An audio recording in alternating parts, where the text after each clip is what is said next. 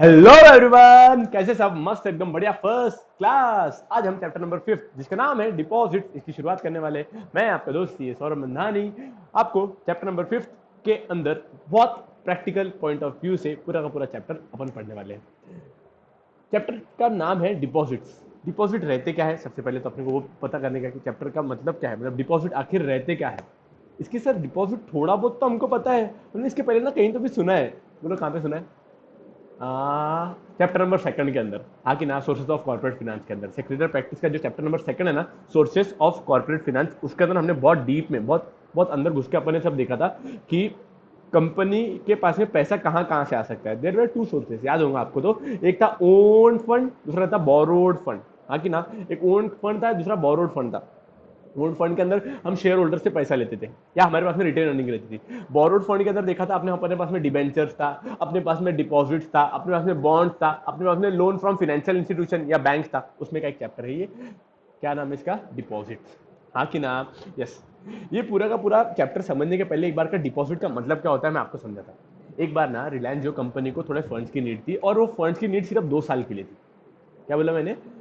मुकेश अंबानी जी company Reliance जो company को थोड़े से फंड की नीड थी, और ज्यादा टाइम पीरियड के लिए भी नहीं, सिर्फ 2 साल, मात्र 2 साल के लिए फंड चाहिए था।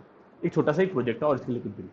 मुकेश जी चिंतित, मुकेश जी ने मुझे पूछा, बोले सौरभ सर अपने को यार पैसा चाहिए 100 करोड़ रुपए। बोला यार तुम्हारी बात ही करोड़ों में शुरुआत होती है। बोले हाँ हम अंबानी है। बोले हाँ बात तो सही है, लेकिन हमको बोले 100 करोड़ रुपए चाहिए, लेकिन सिर्फ 2 साल के लिए, है क्या तुम्हारे पास? बोला क्या खुद ही बातें कर रहे, 100 करोड़ रुपए मेरे पास में कहाँ से आएंगे?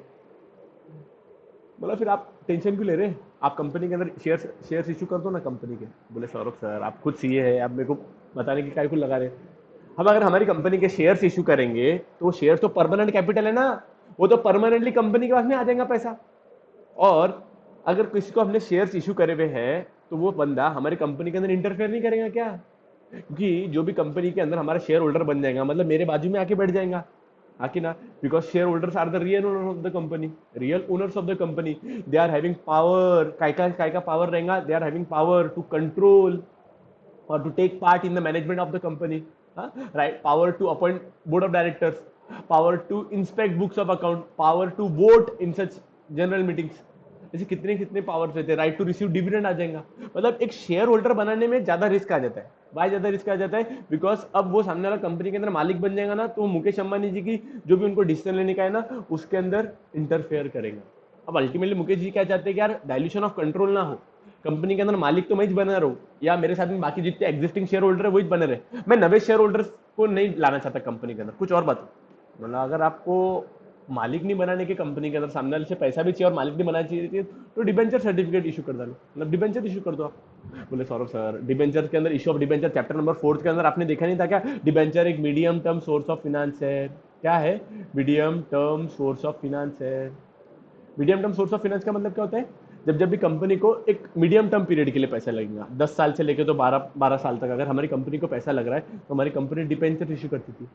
हाँ कि ना? अब हमारी कंपनी को पैसा कितने साल के लिए चाहिए? सिर्फ मात्र 2 साल के लिए तो चाहिए। हम डिबेंचर सर्टिफिकेट 10 11 साल के लिए इशू काय को करें? उतना टाइम फालतू का इंटरेस्ट कौन देगा? हाँ कि ना? Debenture is borrowed capital. फिर मुकेश जी मंद मंद हंसा है। मतलब क्या हो गया? बोले मैं डिपॉजिटर्स के थ्रू पैसा लेता। बोले डिपॉजिटर के थ्रू?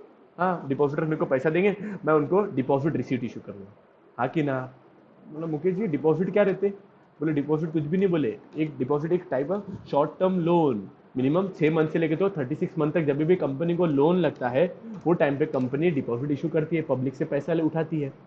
क्या बोला मैंने? Deposit is nothing but a short term loan which is read for a period between 6 months to 36 months issued by a company to public।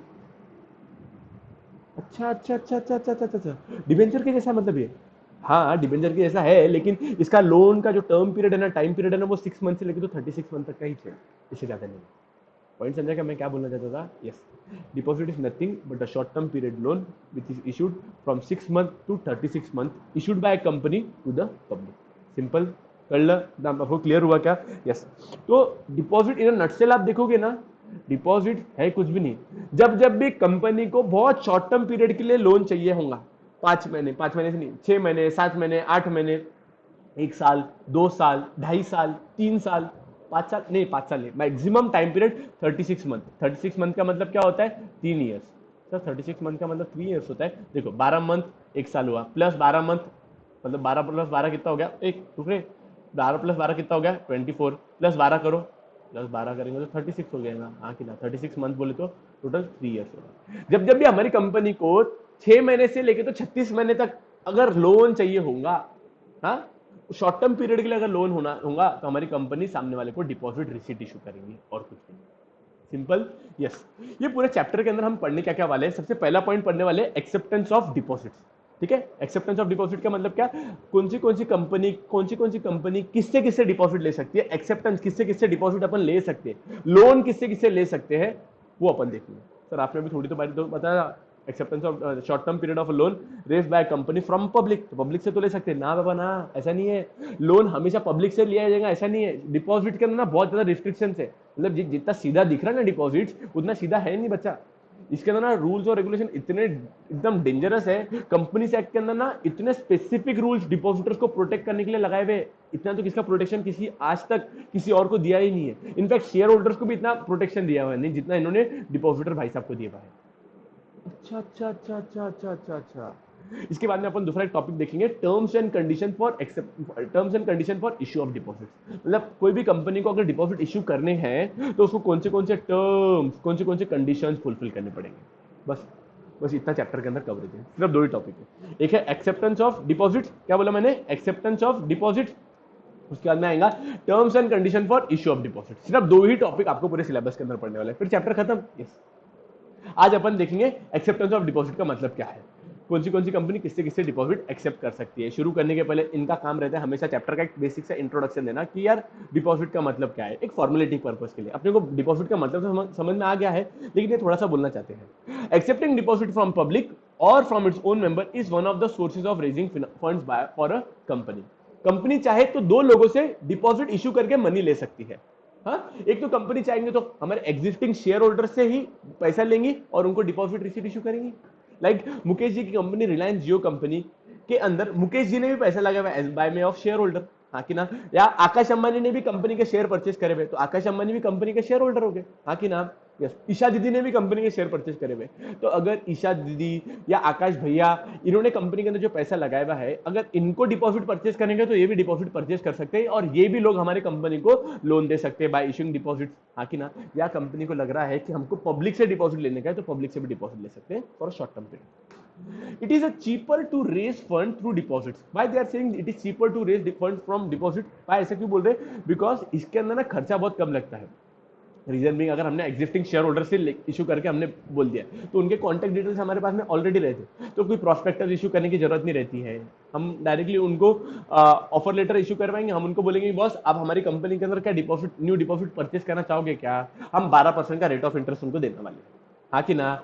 More over there is no dilution of control as this type of short term loan is taken by the company, since मैंने आपको बोला था इसके अंदर ना control का कोई dilution नहीं होता है, मुकेश अंबानी कंपनी के शेयर होल्डर थे और मुकेश अंबानी ही कंपनी के शेयर होल्डर रहेंगे, जब भी डिपॉजिट इशू करेंगे ना तो हम नवे शेयर होल्डर से कोई पैसा नहीं ले रहे, हम बाहर के लोगों से लोन ले रहे हैं, तो सिंस लोन ले रहे हैं तो ओनरशिप तो डायल्यूट हुई नहीं ना दोस्त, हाँ कि ना। हम फ्यूचर में नवे शेयर्स इशू करते थे तो कंट्रोल कम होता था, मुकेश जी के बाद में भी कंट्रोल कम हो जाता था, अभी क्या कर रहे हैं अपन बाहर से लोन ले रहे हैं, शेयर से कोई इशू ही नहीं करवा रहे तो उसका कोई टेंशन ही नहीं है। However accepting deposit can be a risky option for a company in case of default in repaying the deposits। क्या बोला उन्होंने, बोले आप कंपनी के अंदर डिपॉजिट इशू करना इजी है, कन्वीनियंट है, खर्चे कम खर्चीला है, सब कुछ मान्य है, लेकिन डिपॉजिट इशू करना ना बहुत ज्यादा रिस्की हो जाता है। वाह ऐसा क्यों बोल रहे मैं आपको समझाता हूं। देखो कंपनी सेट बोलता है जब जब भी कोई भी कंपनी डिपॉजिट इशू कर रही है इशू करो कोई प्रॉब्लम नहीं है, लेकिन अगर तुमने डिपॉजिटर्स का उनका रिस्पेक्टिव इंटरेस्ट टाइम पे नहीं दिया या फिर तुमने उनका प्रिंसिपल टाइम पे नहीं दिया, अगर दोनों में से कोई भी आपने अटका दिया तो आपको तो हम पेनल्टी लगाएंगे ही लगाएंगे। दूसरी बात, भविष्य में आपको जब भी पब्लिक से पैसा लेना होगा ना बाय इशूइंग एनीथिंग, मतलब आपको भविष्य में डबल से आपको लोन इशू करने का है, आपको डिबेंचर लोन लेने का है, आपको डिबेंचर इशू करवाने का है, या आपको न्यू शेयर इशू करवाने के है, न्यू शेयर इशू करने के पब्लिक से उनसे पैसा लेने का है, आप प्रोस्पेक्टस बांटोगे, पता है प्रोस्पेक्टस के अंदर क्या लिखना पड़ेगा आपके, प्रोस्पेक्टस के अंदर 2 लाइनें लिखनी पड़ेंगी, हमने ना डिपॉजिटर्स के पैसे ढापे हुए ऑलरेडी। क्या बोल रहे हैं सर आप? हाँ, हमको प्रोस्पेक्टस के अंदर ये मेंशन करना पड़ेगा कि कुछ समय पहले हमने डिपॉजिटर से पैसे लिए थे, हमने उनको इंटरेस्ट टाइम पे नहीं दिया, हमने उनको प्रिंसिपल वापस नहीं दिया टाइम पे। है ऐसा तो ना? अरे ऐसा है, एक्चुअली में ऐसा है। और कंपनी को मुझे बताओ, ऐसे कंपनी पब्लिकली बताएंगी, कंपनी को एडवर्टीजमेंट के अंदर प्रोस्पेक्टस के अंदर ही मेंशन करना पड़ेगा, नहीं किया तो आरओसी उसका प्रोस्पेक्टस को अप्रूव ही नहीं करेगी, और प्रोस्पेक्टस अगर अप्रूव नहीं होता ना तो अपन पब्लिक को बांट नहीं सकते ऐसा। अरे बाप रे बाप रे बाप, हाँ ये इतना सीवियर हो जाता है कंपनी के लिए।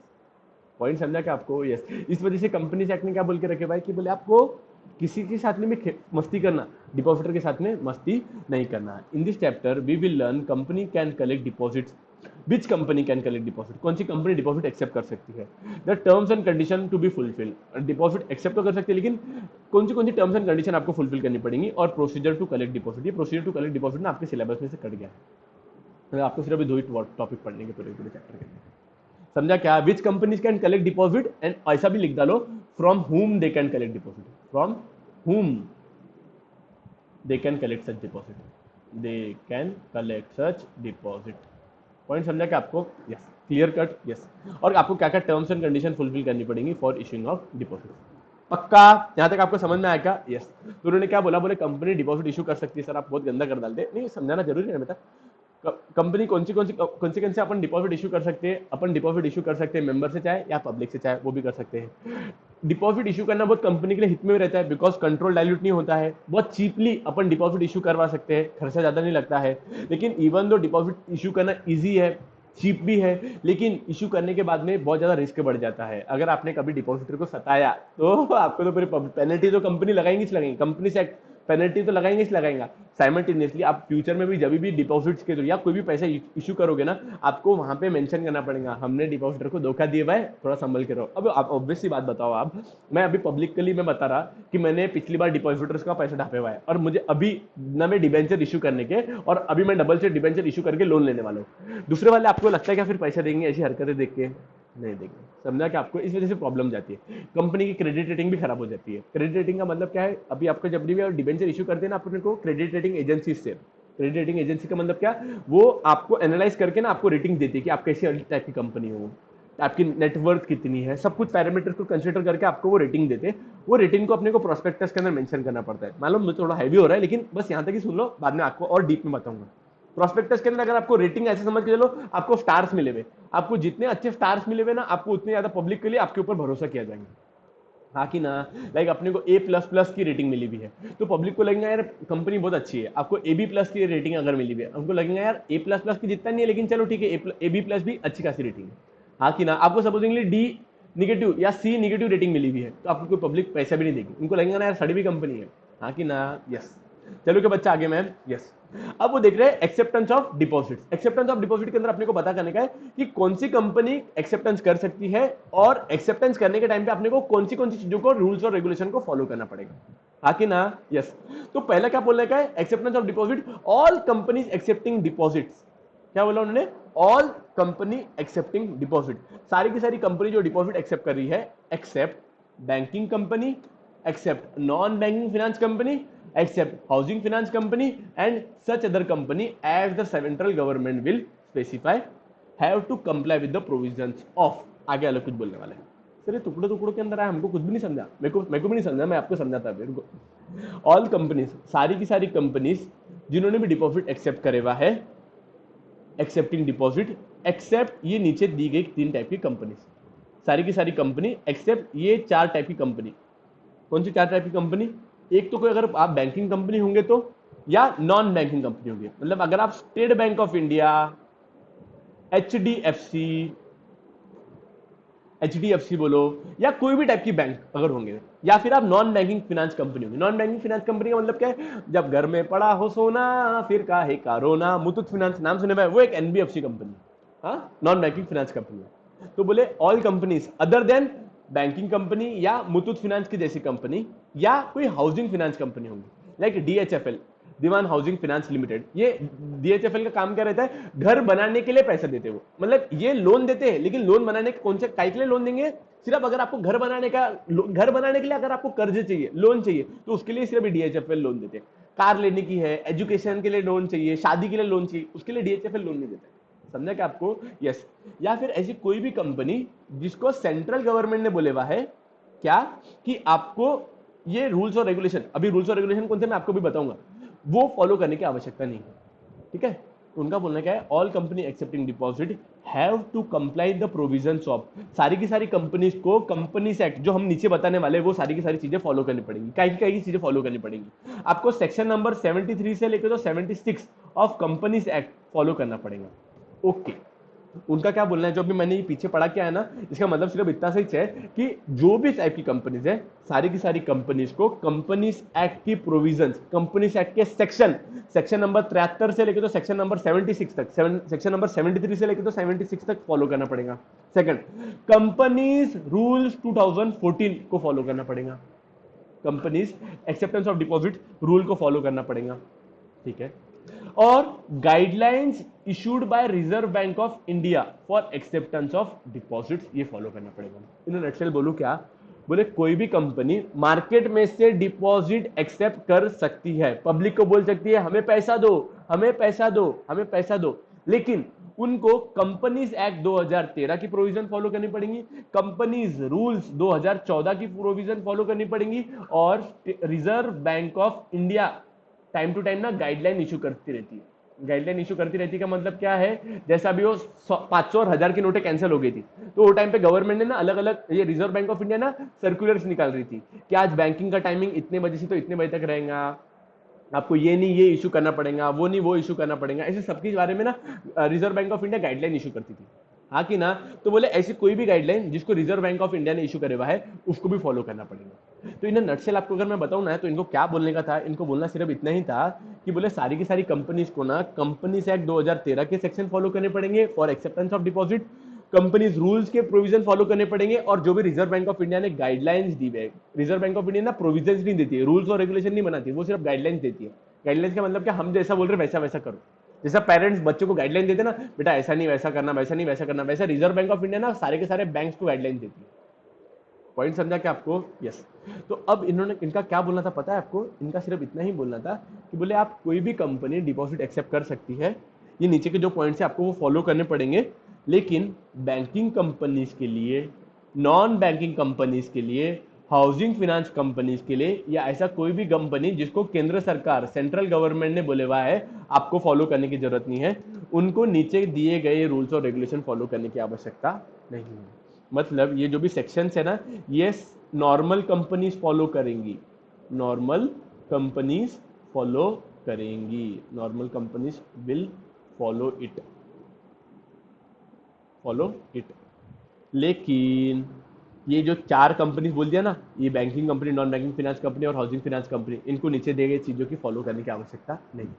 बस एक्सेप्टेंस ऑफ डिपॉजिट के अंदर ना सिर्फ इतना ही उनका बोलने का था। अब मैं आपको दूसरा पॉइंट क्या पढ़ाने वाला कि the following chart shows which companies can accept deposit from its member. Sir एक बार का आप पीछे का वापस एक बार का रिकॉल करते, बेटा बहुत बार हो गया, मैं एक बार फाइनल टाइप बोलता। All companies accepting deposit except banking company, non banking finance company, non banking finance company, और इसके बाद में हाउसिंग फाइनेंस कंपनी, और सच कंपनीज जिसको सेंट्रल गवर्नमेंट ने स्पेसिफाई करे हुआ है, उनको नीचे दी गई कंडीशन फॉलो करने की आवश्यकता नहीं है।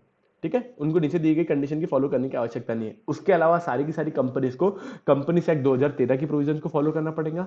सेकंड, कंपनीज रूल 2014 को फॉलो करना पड़ेगा, रिजर्व बैंक ऑफ इंडिया की गाइडलाइंस को फॉलो करना पड़ेगा। पॉइंट समझा क्या आपको? यस सर, समझ में आ गया। अब उनका क्या बोलना है, मैंने आपको बोला था आप पब्लिक डिपॉजिट इशू करके, मतलब डिपॉजिट इशू करके आप पब्लिक से लोन लेंगे, हाँ कि ना। इशू करने के लिए आप किससे किससे लोन ले सकते हैं, अगर आप कौन सी डिफरेंट डिफरेंट टाइप की कंपनी किससे किससे लोन ले सकती है, मैं आपको वो बताता हूं। अगर आप एक प्राइवेट कंपनी होंगे तो, क्या बोला मैंने, अगर एक प्राइवेट लिमिटेड कंपनी होंगे तो आप आपके शेयर होल्डर से आप डिपॉजिट एक्सेप्ट कर सकते हैं, आप आपके डायरेक्टर से डिपॉजिट एक्सेप्ट कर सकते हैं, या डायरेक्टर के रिलेटिव से डिपॉजिट एक्सेप्ट कर सकते हैं। तो उन्होंने क्या बोला, अगर आप एक प्राइवेट लिमिटेड कंपनी होंगे तो, 2 मिनट, अगर आप एक प्राइवेट लिमिटेड कंपनी होंगे तो आप आपके शेयर होल्डर, लाइक रिलायंस जियो कंपनी के शेयर होल्डर है मुकेश अंबानी जी, तो मुकेश अंबानी से आप डिपॉजिट एक्सेप्ट कर सकते हैं। आकाश भैया भी कंपनी के अंदर डिपॉजिट लगा सकते हैं। ईशा दीदी जो भी कंपनी की शेयर होल्डर है वो भी डिपॉजिट के अंदर पैसा कंपनी के डिपॉजिट परचेस कर सकती है। या फिर कंपनी के डायरेक्टर होंगे, वो डायरेक्टर भी कंपनी के अंदर पैसा लगा के कंपनी के डिपॉजिट परचेस कर सकते हैं, मतलब डायरेक्टर भी कंपनी को लोन दे सकते हैं। या डायरेक्टर के कोई रिलेटिव होंगे, वो डायरेक्टर के रिलेटिव भी कंपनी को लोन दे सकते हैं। आपको यहाँ तक समझ में आया क्या? यस। प्राइवेट लिमिटेड कंपनी के अंदर 3 टाइप के लोग डिपॉजिट को परचेस कर सकते हैं। एक कंपनी के अंदर शेयर होल्डर, कंपनी के डायरेक्टर और कंपनी के डायरेक्टर के relative.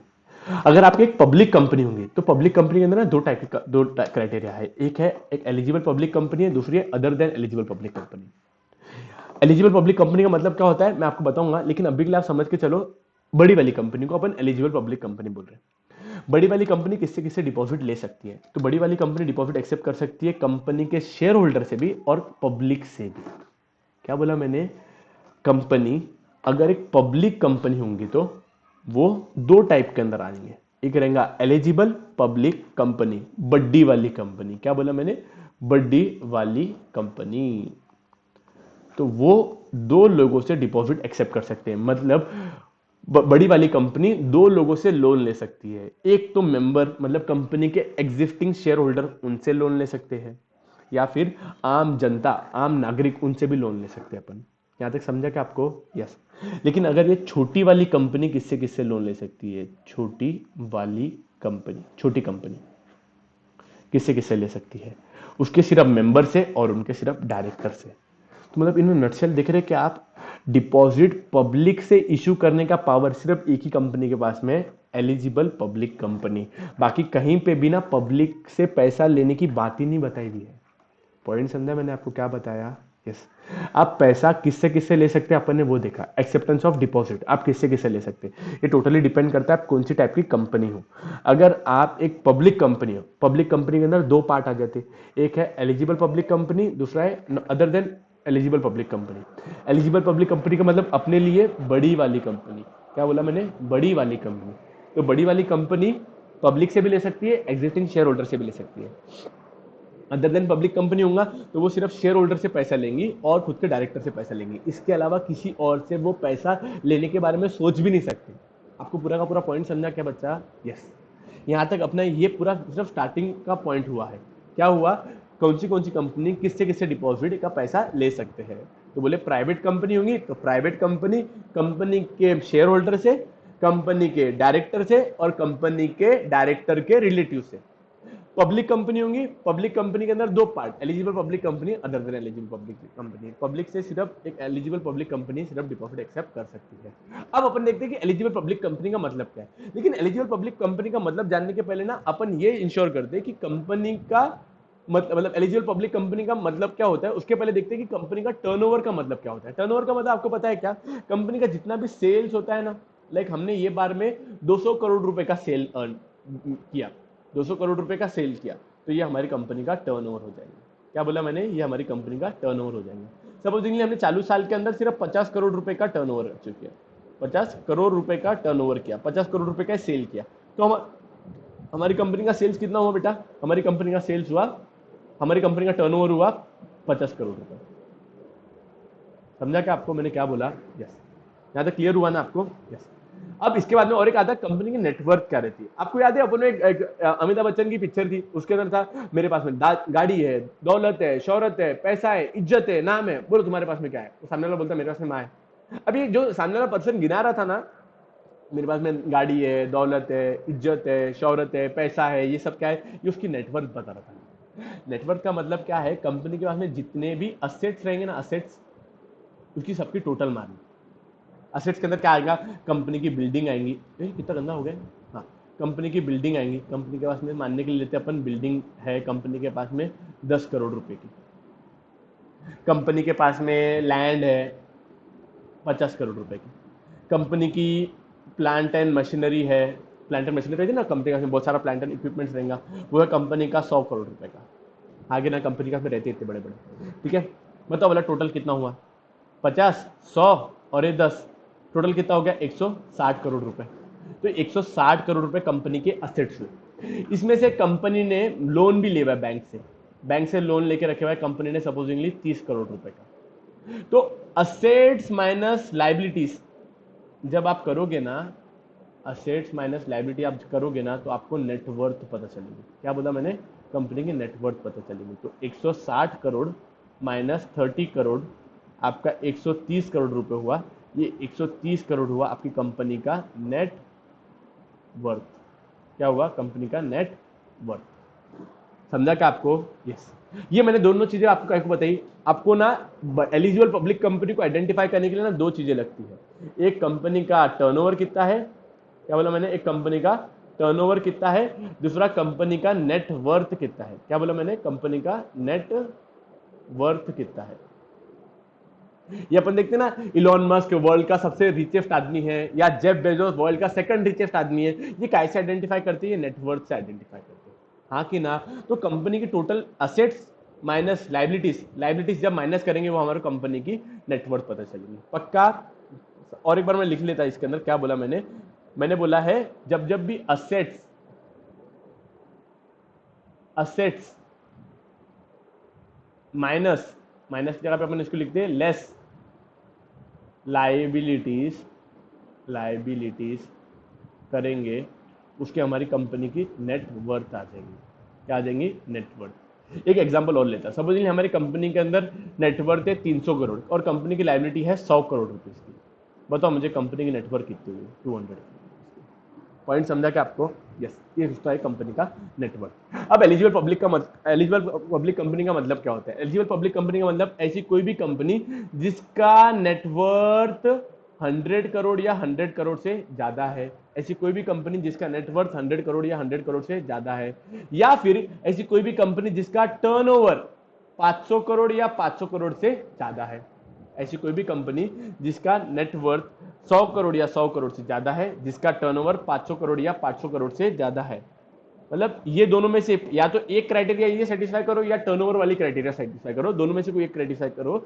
And which has obtain the prior approval of share holder through special resolution for accepting deposit. मतलब आपके शेयर होल्डर ने आपको bye passing special resolution, special resolution का मतलब क्या है? 75% ऑफ शेयर होल्डर ने एग्री करना चाहिए वो बात पे। लाइक से एन एग्जांपल, हमारी कंपनी के अंदर total number of share holder है 100 में से 75 पीपल ने 75% मतलब 75 लोगों ने 75 पीपल ने यस बोलना चाहिए, तभी जाके हमारी कंपनी वो particular debenture sorry particular deposit को इश्यू करवा पाएंगे। तो अब डबल से एक बार पूरा का पूरा समझते क्या हो रहा है। एलिजिबल पब्लिक कंपनी का मतलब ऐसी कोई भी कंपनी जिसका नेटवर्थ 100 करोड़ या 100 करोड़ से ज्यादा होगा। मतलब असेट्स माइनस लाइबिलिटीज, देखो इन्होंने असेट्स माइनस लाइबिलिटी, अगर आपकी कंपनी का असेट्स माइनस लाइबिलिटी 100 करोड़ या 100 करोड़ से ज्यादा होगा, या फिर आपकी कंपनी का सेल्स, आपकी कंपनी का सेल्स 500 करोड़ या 500 करोड़ से ज्यादा होगा। मतलब ये दोनों क्राइटेरिया, एक और ये दो, दोनों में से कोई भी एक क्राइटेरिया आप सेटिस्फाई करो, एंड आप आपके शेयर होल्डर से परमिशन ले लो। आप आपके शेयर होल्डर से परमिशन ले लो, परमिशन ले लो by passing special resolution, special resolution, तो आपकी कंपनी एलिजिबल पब्लिक मानी जाएंगी। एंड वो ही केस के अंदर आप पब्लिक से पैसा रेज कर पाएंगे। उसके अलावा पब्लिक से पैसा रेज करना मुमकिन ही नहीं है। यहाँ तक आपको एकदम क्लियर तरीके से समझ में आया क्या बच्चा? यस, एकदम क्लियर कट समझ में आया। यहाँ तक हमारा पूरा का पूरा खत्म हो गया है। आज हमने क्या क्या देखा, मैं एकदम फटाक से एक बार का ना पूरा का पूरा आपको रिकॉल करवाता कि आज हमने देखा क्या था। आज हमने पूरा का पूरा देखा था कि डिपॉजिट का मतलब क्या होता है, डिपॉजिट इशू कौन कौन करते हैं, कौन सी कंपनी डिपॉजिट को इशू करवाते हैं, पहले वो देखा था। डिपॉजिट चैप्टर नंबर 5 डिपॉजिट की शुरुआत कर रहे थे। लैंड जो कंपनी को शॉर्ट टर्म पीरियड के लिए अपने को पैसा चाहिए था, लाइक सिर्फ 2 साल के लिए कंपनी को पैसा चाहिए था। मुकेश अंबानी जी को टेंशन आया। मुकेश जी को पहला लगा कि मैंने उनको आइडिया दिया कि आप शेयर इशू करो, शेयर इशू करके आप डिपॉजिट मतलब शेयर इशू करो, आपकी कंपनी के पास में पैसा आ जाएगा और आप कंपनी के शेयर इशू कर डालो सारे के सारे शेयर होल्डर्स को। उन्होंने बोला वैसे नहीं कर सकते, बिकॉज कंपनी का ओनरशिप वो ट्रांसफर नहीं करना चाहते थे शेयर होल्डर्स के पास में। शेयर होल्डर बढ़ जाएंगे तो मुकेश जी का कंट्रोल कम हो जाएगा, हाँ कि ना? सामने वाले के पास में डिविडेंड इशू करने का पावर आ जाएगा, वोटिंग करने का पावर आ जाएगा, बुक्स ऑफ अकाउंट को इंस्पेक्ट करने का पावर आ जाएगा। वो नहीं चाहते थे। मैंने उनको दूसरी आइडिया दिया था, डिबेंचर इशू करो। डिबेंचर इशू करने में प्रॉब्लम क्या थी? कंपनी का डिबेंचर जनरली अपन 10 से 12 साल के लिए अगर हमारी कंपनी को अगर पैसा चाहिए तो हम वो केस में डिबेंचर इशू करते हैं। अब मुकेश जी के पास में दूसरे की आइडिया आई। मुकेश जी बोले मैं डिबेंचर इशू नहीं करता, मैं क्या करता, डिपॉजिटर से पैसा बुलाता और मैं उनको हमारी कंपनी की डिपॉजिट रिसीट देता है, हाँ कि ना? तो फिर अपने को मुकेश जी ने समझाया था deposit is nothing but a short term period of loan which is rates for minimum 6 months to maximum 36 months issued by a company to the public। जब जब भी हमारी कंपनी को लोन लगेगा 6 महीने से ज्यादा लेकिन 36 महीने से कम, मतलब 3 साल से कम तक के लिए अगर हमारे को लोन लग रहा है तो वो केस के अंदर हमारी कंपनी डिपॉजिट इशू करती है। पूरे के पूरे चैप्टर के अंदर कंटेंट क्या क्या था? सबसे पहला कंटेंट था एक्सेप्टेंस ऑफ डिपॉजिट। आज ही हमने पूरा का पूरा एक्सेप्टेंस ऑफ डिपॉजिट टॉपिक खत्म कर लिया है। नेक्स्ट लेक्चर के अंदर अपन terms and condition for acceptance of deposit देखेंगे। पहला टॉपिक था एक्सेप्टेंस ऑफ डिपॉजिट, कौन सी कंपनी डिपॉजिट एक्सेप्ट कर सकती है उसके बारे में देखा था अपन ने। उसके बाद में देखा था terms and condition for acceptance of deposit. अगर आपकी कंपनी को डिपॉजिट एक्सेप्ट करना ही है तो आपको कौन से टर्म्स एंड कंडीशन फॉलो करने पड़ेंगे, हाँ कि ना? यस। उसके बाद में उन्होंने बोला था इंट्रोडक्शन क्या था। इंट्रोडक्शन के अंदर बोला था कंपनी कभी भी चाहे तो डिपॉजिट इशू कर सकती है, एक तो शेयर होल्डर से इशू करेंगी या बाहर की पब्लिक से इशू करेंगी। डिपॉजिट इशू करना कंपनी के लिए बहुत आसान तरीका है और इजियर, बहुत चीप तरीका है, मतलब कंपनी को कम खर्चे में डिपॉजिट अपन इशू करवा सकते हैं। लेकिन वो बहुत ज्यादा रिस्की ऑप्शन भी है, बिकॉज मैंने आपको बताया था कंपनी ने कभी भी डिपॉजिटर का पैसा प्रिंसिपल अमाउंट, बिकॉज वो सिंस एक लोन है, प्रिंसिपल अमाउंट या और इंटरेस्ट कभी भी कंपनी ने उनको प्रिंसिपल और इंटरेस्ट टाइम पे रिपेमेंट नहीं किया तो कंपनी को हर बार प्रोस्पेक्टस के अंदर ही मेंशन करना पड़ेगा कि हमने डिपॉजिट का पैसा ढाके हुआ है, हाँ कि ना? और कंपनी को पेनल्टी भी लग सकती है, हाँ कि ना बच्चा? यस।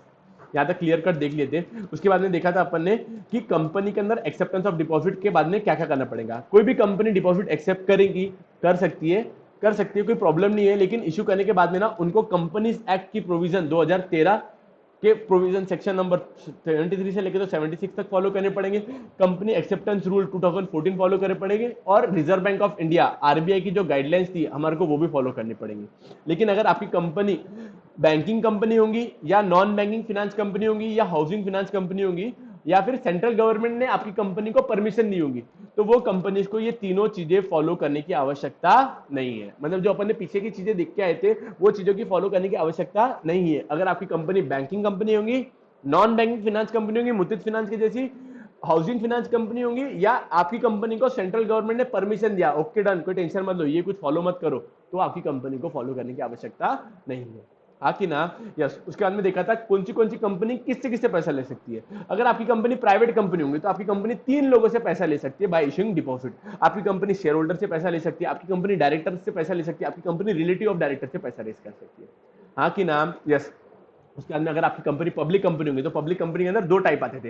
एक है अगर आपकी कंपनी एलिजिबल पब्लिक कंपनी है या आपकी company other than eligible public company है। अगर आपकी कंपनी एलिजिबल पब्लिक कंपनी है तो आपकी कंपनी डिपॉजिट आपके शेयर होल्डर से भी ले सकती है और पब्लिक से भी ले सकती है। मतलब मैंने आपको बताया था सिर्फ एक ही कंपनी पब्लिक से ले सकती है, वो है एलिजिबल पब्लिक कंपनी, बड़ी वाली कंपनी, हाँ कि ना बच्चा? यस, बड़ी वाली कंपनी।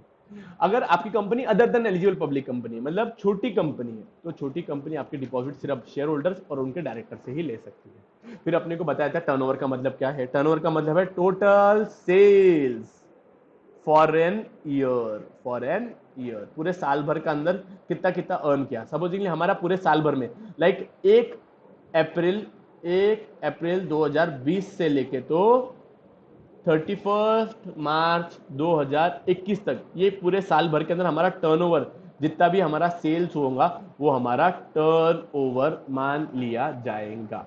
सिंपल? यस सर, एकदम सिंपल। उसके अंदर बोला था नेटवर्थ। नेटवर्थ के अंदर बोला था हमने असेट्स लेस लाइबिलिटीज, इसको हम हमारा नेटवर्थ क्या बोलेंगे, इसको हम हमारा नेटवर्थ मानेंगे। क्या मानेंगे इसको अपन? हमारा नेटवर्थ मानेंगे। यहां तक आपको समझ में आया क्या बच्चा? यस। एलिजिबल पब्लिक कंपनी का मतलब क्या? ऐसी कोई भी कंपनी जिनका नेटवर्थ 100 करोड़ या 100 करोड़ से ज्यादा होगा और जिनका टर्नओवर 500 करोड़ या 500 करोड़ से ज्यादा होगा। यस, दोनों में से कोई भी एक क्राइटेरिया अगर आपने सेटिस्फाई कर लिया एंड साथ में आपके शेयर होल्डर ने आपको 75% पासिंग के साथ में आपको रिजोल्यूशन दे दिया कि ओके डन, कोई बात नहीं, आप पब्लिक से डिपॉजिट एक्सेप्ट कर सकते हैं, तब आपकी कंपनी मानी जाएगी एलिजिबल पब्लिक कंपनी और वही केस के अंदर आप पब्लिक से पैसा रेज कर पाओगे, अदरवाइज आप पब्लिक से पैसा रेज कर नहीं पाओगे। आपको समझ में आया क्या? यस। मैं एक एग्जांपल लेना चाहता हूं इसके अंदर। क्या एग्जांपल लेना चाहते सर आप? देखो मैं बताता हूं, आ जाओ।